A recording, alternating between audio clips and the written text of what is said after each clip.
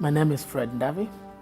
Graduated from DBU in 2010 with an international MBA degree, international business, and I'm also the founder, executive director for Inspire Spaces, which is an international nonprofit organization focused on education in Kenya. Basically what we do is we look at vulnerable kids from vulnerable backgrounds. These are students that perform extremely well in primary school, and they're getting ready to go into high school, but because they can't afford to go to school due to the family's economic background, this is when Inspire Spaces steps in to not only provide educational scholarship, but we do mentoring and investing in the leadership of these students. And our goal is to empower them and equip them to be able to pursue their dreams, pursue their education, to be able to come back, to invest back in their own communities. So I grew up in a village in Kenya, and I know what it means, to go to school, but also to be sent away from school for lacking enough money. I know what it means to see a lot of my friends that were far too brighter than me, not be able to continue with their dreams. I arrived in the US with $20 in my pocket. So I knew what it means to come with nothing, what it means to come from nothing, and I wanted to make sure that it didn't stop there for me. It was, to give opportunity to other people.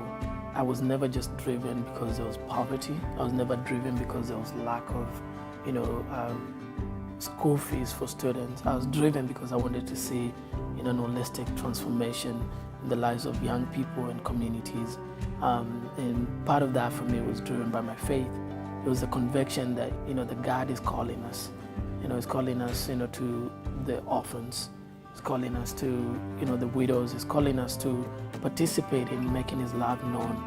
When kids now can be defined at the end of the day, not from the family they come from because they had nothing, but that now they're being defined by their ability, discovering that, there is something bigger than, being a doctor, that they could actually, discover their identity in God, but also be comfortable in who they are. They can be comfortable in their story, in their past, and everything that they've gone through, because, God would redeem every part of our lives.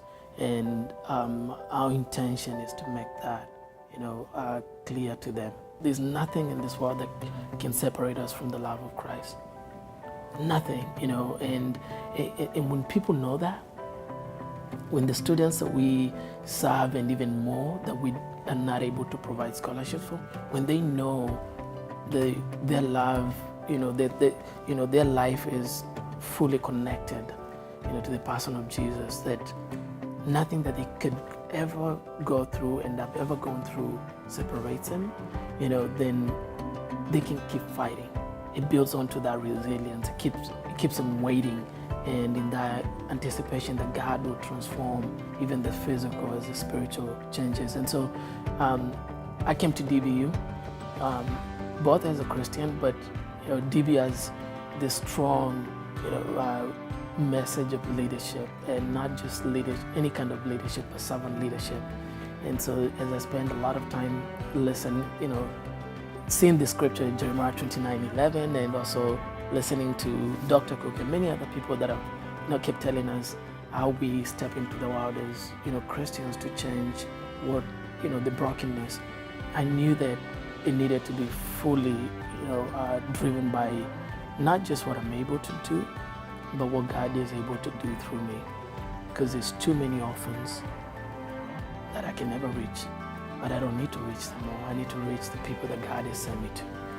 There's too many people in brokenness that I would never be able to reach, even as I walk through the streets and I see it. But I know that God has called me to some people. He's called me to some community.